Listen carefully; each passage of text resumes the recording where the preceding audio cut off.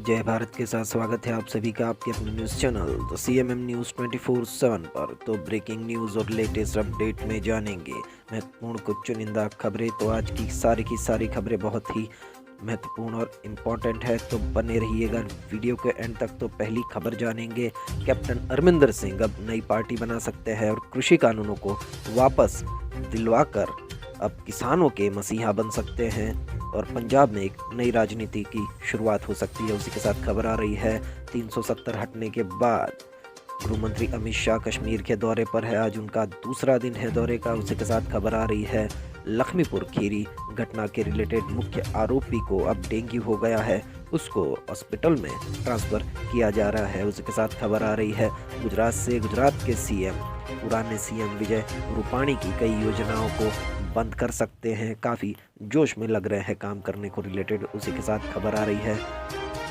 जम्मू और कश्मीर में बर्फबारी का अपडेट आया है। तो सारी की सारी खबरें काफ़ी महत्वपूर्ण और चुनिंदा है। बने रहिए वीडियो के एंड तक और सब्सक्राइब कीजिए हमारा चैनल ताकि आपकी कोई भी न्यूज़ अपडेट मिस ना हो। तो हेलो दोस्तों, आज तारीख हो चुकी है 24 अक्टूबर 2021 और दिन हो चुका है रविवार। तो पहली बड़ी खबर में जानेंगे, नई पार्टी की घोषणा की तैयारी में कैप्टन अमरिंदर ने किसान आंदोलन पर खेला दांव, कहा कृषि कानून वापस ले बीजेपी तभी होगी सियासी बातचीत। कैप्टन अमरिंदर सिंह ने नई पार्टी की घोषणा की तैयारी कर ली है। कांग्रेस के भीतर की एक्सरसाइज पूरी होने के बाद कैप्टन अब मुखर होने लगे हैं। शनिवार रात को उन्होंने एक पोस्टर जारी करके फिर किसान आंदोलन पर दांव खेला। उन्होंने कहा कि केंद्र सरकार पहले काले कानून वापस ले तभी बीजेपी से कोई सियासी बातचीत होगी। साफ है कि अब कैप्टन अमरिंदर सिंह ने केंद्र पर दबाव बनाना शुरू कर दिया है, जिसका असर जल्द नजर आ सकता है। चर्चा ये भी है कि कैप्टन दिवाली के करीब नई पार्टी की घोषणा कर सकते हैं। देखते अगले समाचार में है, अमित शाह के जम्मू दौरे का आज दूसरा दिन, कई विकास परियोजनाओं का करेंगे उद्घाटन। गृह मंत्री अमित शाह जम्मू कश्मीर के दौरे का आज दूसरा दिन है। आज वो जम्मू में रहेंगे कल की रात। आज भी उनका बेहद ही व्यस्त कार्यक्रम रहने वाला है कल की तरह, जहां वो आज जम्मू कश्मीर के कई लोगों को सौगात देने वाले हैं। आज फिर एक तरफ वो कई विकास परियोजनाओं की शुरुआत करेंगे तो वहीं कई प्रोजेक्ट्स को आज वो जम्मू की जनता को सौंपेंगे। आज सबसे पहले गृह मंत्री अमित शाह जम्मू के GDA ग्राउंड भगवती नगर में विकास परियोजनाओं का उद्घाटन करेंगे। इसके अलावा वह जम्मू में बने मल्टी डिसिप्लिनरी रिसर्च सेंटर को समर्पित भी करेंगे। साथ ही परिसर के सेगमेंट C की आधारशिला भी रखेंगे। बढ़ते अगले समाचार की और अगले समाचार में है, लखीमपुर के मुख्य आरोपी आशीष मिश्रा को हुआ डेंगू, अस्पताल में कराया गया भर्ती। लखीमपुर खीरी हिंसा के आरोपी आशीष मिश्रा की तबीयत बिगड़ने के बाद उसे जेल अस्पताल में भर्ती कराया गया है। केंद्रीय मंत्री अजय मिश्रा के बेटे और किसानों पर कार चढ़ाने के आरोपी आशीष मिश्रा को डेंगू होने की पुष्टि हुई है। उसके बाद SIT ने कल देर रात उसे लखीमपुर जेल अस्पताल में ट्रांसफर किया है। आशीष मिश्रा फिलहाल पुलिस कस्टडी में है। शुक्रवार को कोर्ट ने आशीष मिश्रा को 2 दिन की पुलिस कस्टडी में भेजा था, जो आज खत्म होने जा रही है। लिहाजा आशीष मिश्रा को आज कोर्ट में भी पेश किया जाना था। बढ़ते अगले समाचार की और अगले समाचार में है, शाहरुख खान अगर बीजेपी में शामिल हो जाएंगे तो मादक पदार्थ भी शक्कर बन जाएंगे, भुजबल ने बयान दिया है।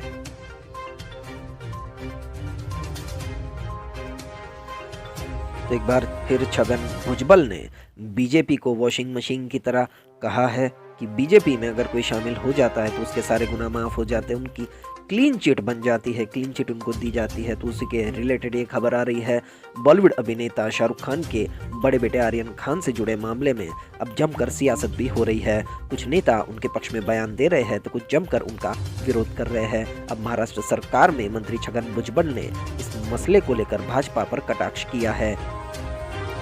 महाराष्ट्र के मंत्री छगन भुजबल ने क्रूज जहाज पर मादक पदार्थ जब्त होने के मामले में शनिवार को भाजपा पर कटाक्ष करते हुए कहा कि यदि प्रसिद्ध अभिनेता शाहरुख खान भगवा पार्टी में शामिल हो जाए तो मादक पदार्थ बिशक्कर बन जाएंगे। गौरतलब है कि इस मामले में गिरफ्तार आरोपियों में शाहरुख खान के बेटे आर्यन खान का भी नाम शामिल है। बढ़ते अगली खबर की और अगली खबर में है, तालिबान ने लड़ाकों को इनाम देने के लिए 1000 लोगों की जमीन से किया बेदखल।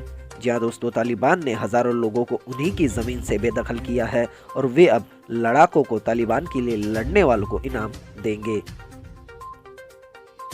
ह्यूमन राइट्स वॉच ने कहा कि अफगानिस्तान के कई प्रांतों में तालिबान के अधिकारियों ने अपने ही समर्थकों को जमीन बांटने के लिए जबरन विस्थापित कर दिया है।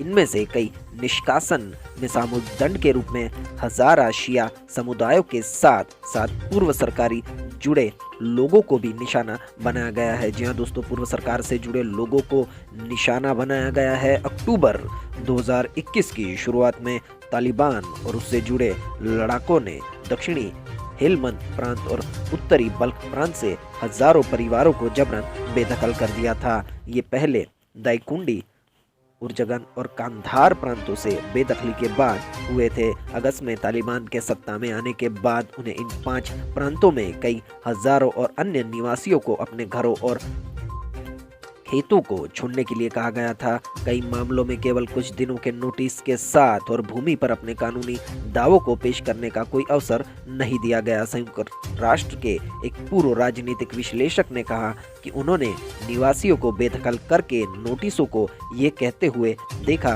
कि यदि वे इसका पालन नहीं करते तो उन्हें परिणामों के बारे में शिकायत करने का कोई अधिकार नहीं है। तो अब अफगानिस्तान में तालिबानी लोग आम जनता पर काफ़ी कहर ढा रहे हैं, काफ़ी परेशानियों का सामना करना पड़ रहा है। बढ़ते अगली खबर की और अगली खबर में है, उत्तर प्रदेश में दलितों के बाद अब अधिक नाइंसाफी मुसलमानों के साथ हुई। असदुद्दीन अवैसी ने दिया बयान।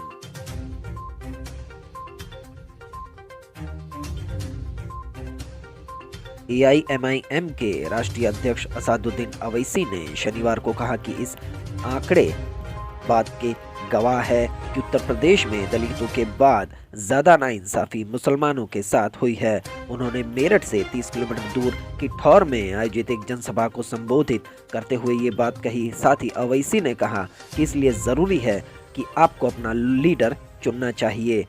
ऑल इंडिया मजलिस इत्तेहादुल मुस्लिमीन के अध्यक्ष अवैसी ने कहा कि यादव और दलित से सबक हासिल करो। एक डंडे और एक झंडे के नीचे रहकर हर विभाग और दफ्तर में नौकरी पाए हैं, जबकि मुसलमानों के हिस्से में दंगे, फसाद, जेल, बर्बादी और तबाही है। संभालो खुद को, बदलो खुद को। ऐसा बयान असदुद्दीन अवैसी ने दिया है। बढ़ते अगली खबर की और अगली खबर में है, जम्मू कश्मीर के श्रीनगर में रिकॉर्ड तोड़ ठंड। नागलब में बर्फबारी में फंसे 16 बंजारे बचाए गए।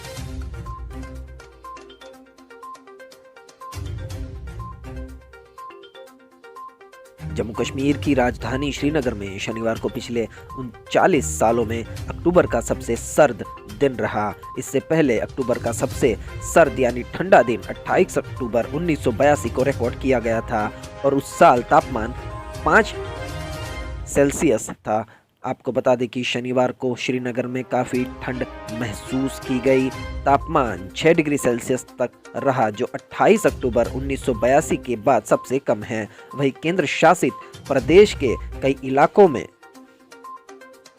खराब मौसम के बीच बडगाम पुलिस ने नागबल युसमर्ग में ऊंचाई पर तेज हवा और बर्फबारी में फंसे बंजारों को 4 परिवारों को रेस्क्यू किया है। बढ़ते अगली खबर की और अगली खबर में है, पार्टी की बुराई नहीं, शराब ड्रग्स से दूरी। कांग्रेस के सदस्य बनने के लिए माननी होगी ये 10 शर्तें।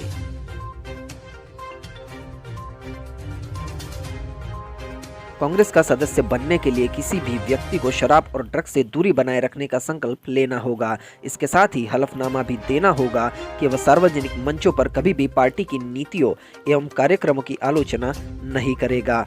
देश की सबसे पुरानी पार्टी के सदस्यता संबंधी आवेदन पत्र में ये शर्तें शामिल की गई है। इसके अनुसार कांग्रेस की सदस्यता ले रहे लोगों को यह घोषणा करनी होगी कि वह कानूनी सीमा से अधिक संपत्ति नहीं रखेंगे और कांग्रेस की नीतियों और कार्यक्रमों को आगे बढ़ाने के लिए शारीरिक श्रम और ज़मीनी मेहनत करने से नहीं हिचकिचाएंगे। इसमें खादी पहनना वगैरह 10 बिंदुओं को उल्लेखित किया गया है। इस आवेदन पत्र में ये भी कहा गया है कि नए सदस्यों को यह संकल्पना भी लेनी होगी और पार्टी से वफादारी निभानी होगी। बढ़ते अगली खबर की ओर। तो इस खबर में है लखीमपुर खीरी हिंसा मामला, एसआईटी ने 3 और आरोपियों को किया गिरफ्तार। लखीमपुर खीरी जिले के तिकुनिया क्षेत्र में 3 अक्टूबर को हुई हिंसा में 4 किसानों समेत 8 लोगों की मौत के मामले में विशेष जांच दल यानी एसआईटी ने शनिवार को 3 और आरोपियों को गिरफ्तार किया। पुलिस ने ये जानकारी दी है। पुलिस के अनुसार अब तक इस मामले में कुल 13 आरोपियों को गिरफ्तार किया जा चुका है। पुलिस के एक वरिष्ठ अधिकारी ने बताया कि गिरफ्तार आरोपियों की पहचान सिंगही कस्बे के मोहित त्रिवेदी, तिकुनिया कोतवाली क्षेत्र के रिंकू राणा और धर्मेंद्र सिंह के रूप में हुई है। बढ़ते अगले समाचार की और अगले समाचार में है petrol diesel prices hike on 24 अक्टूबर। लगातार 5वें दिन बढ़े पेट्रोल और डीजल के दाम। जाने आज किस कीमत पर मिल रहा है ईंधन। पेट्रोल और डीजल की कीमतों में लगातार बढ़ोतरी जारी है। 24 अक्टूबर यानी कि रविवार को पेट्रोल और डीजल के दामों में लगातार 5वें दिन भी बढ़त जारी है। रविवार को तेल कंपनियों के द्वारा पेट्रोल और डीजल की कीमतों में 35 पैसे की बढ़ोतरी देखने को मिली है। इसके बाद राजधानी दिल्ली में पेट्रोल की कीमत 107 रुपए 59 पैसे प्रति लीटर और डीजल की कीमत 96 रुपए 32 पैसे प्रति लीटर हो गई है।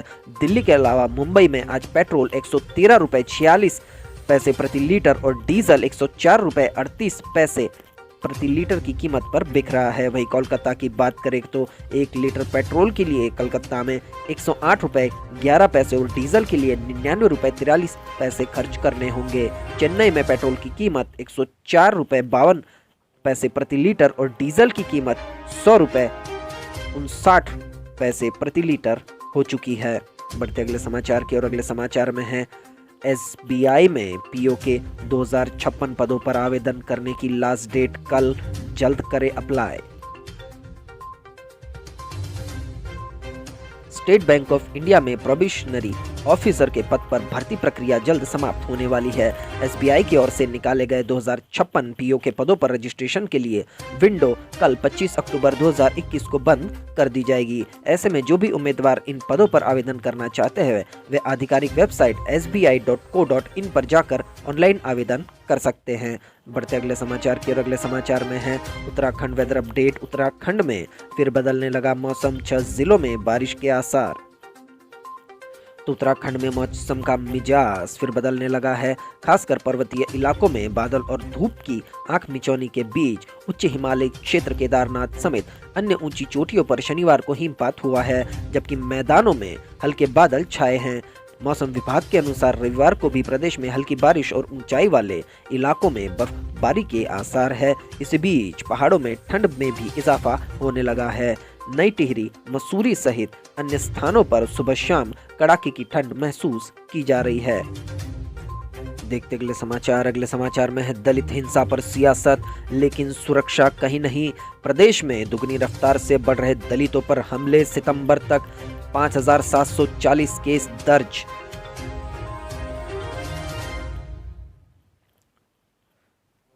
आगरा में सफाई कर्मचारी अरुण की हिरासत में मौत के बाद दलित हिंसा पर राजनीति चरम सीमा पर है।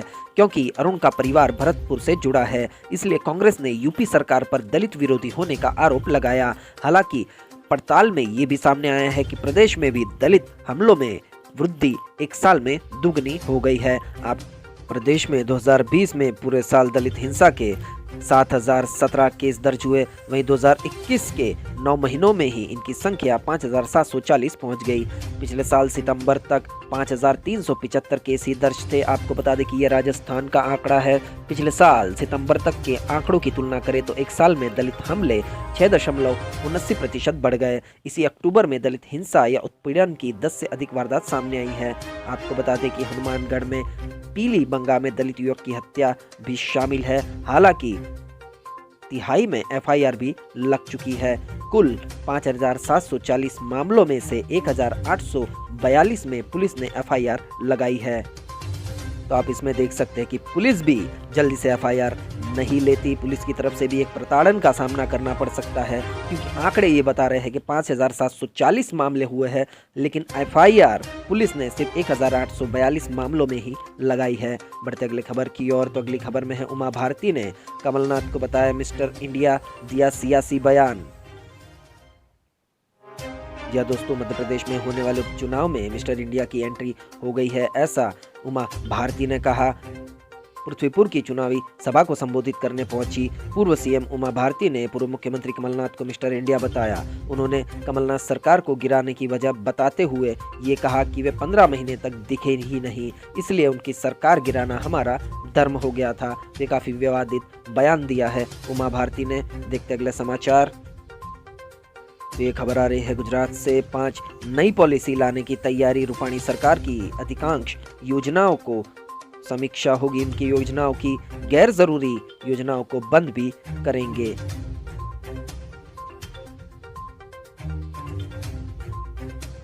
गुजरात की रूपाणी सरकार के समय जो निर्णय लिए गए थे उन सभी की समीक्षा की जाएगी।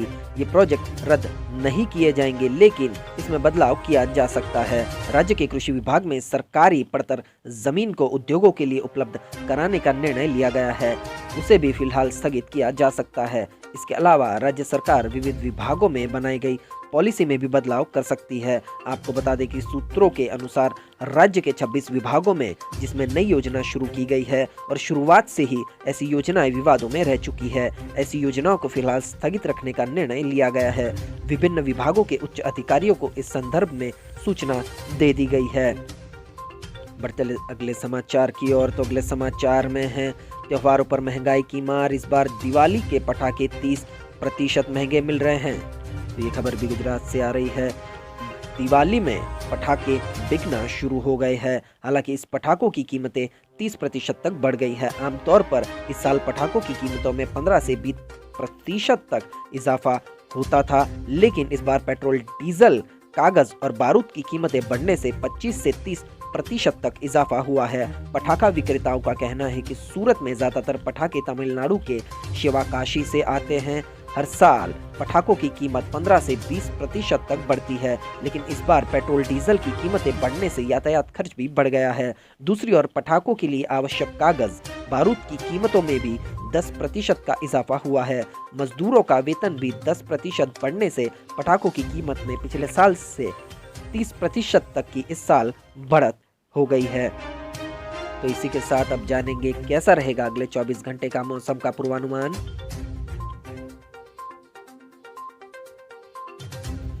तो अगले 24 घंटों के दौरान पंजाब में कुछ स्थानों पर हल्की से मध्यम बारिश के साथ 1-2 स्थानों पर भारी बारिश की संभावना है। जम्मू कश्मीर, हिमाचल प्रदेश और लद्दाख के कुछ हिस्सों में हल्की से मध्यम बारिश के साथ हिमपात और कुछ स्थानों पर भारी बारिश हो सकती है। आपको बता दें कि स्काईमेट वेदर के अनुसार उत्तराखंड में छिटपुर बारिश और हिमपात हो सकता है। कर्नाटक, तमिलनाडु, केरल, रायलसीमा और तटीय आंध्र प्रदेश और अंडमान निकोबार द्वीप समूह पर भी कुछ हिस्सों में हल्की से मध्यम बारिश के साथ कहीं कहीं भारी बारिश हो सकती है। हरियाणा, उत्तर पश्चिम और पूर्वी राजस्थान, उत्तर पश्चिमी उत्तर प्रदेश के कुछ हिस्सों, लक्षद्वीप, उप हिमालय, पश्चिम बंगाल और सिक्किम में हल्की बारिश की संभावना है। 24 घंटे के बाद उत्तर पश्चिमी मैदानी इलाकों में न्यूनतम तापमान 2 से 3 डिग्री की गिरावट तक देखा जाएगा। आपको बता दें कि कश्मीर में भी बर्फबारी हुई है। इसी के साथ मध्य भारत के कई इलाकों में ठंड का प्रमाण बढ़ चुका है। तो इसी के साथ आपके ब्रेकिंग न्यूज़ और लेटेस्ट अपडेट यहीं समाप्त होते हैं। वीडियो को पूरा देखने के लिए आप सभी का बहुत बहुत धन्यवाद। देश और दुनिया की खबरों के लिए सब्सक्राइब कीजिए द CMM न्यूज़ 24/7 को और बेल आइकन को भी प्रेस कर दीजिए। हर रोज की न्यूज़ अपडेट की नोटिफिकेशन आप तक पहुँच जाए। मिलते अगली न्यूज़ अपडेट के साथ। आपका दिन खुशनुमा रहे। Thank you, take care, good bye, जय भारत।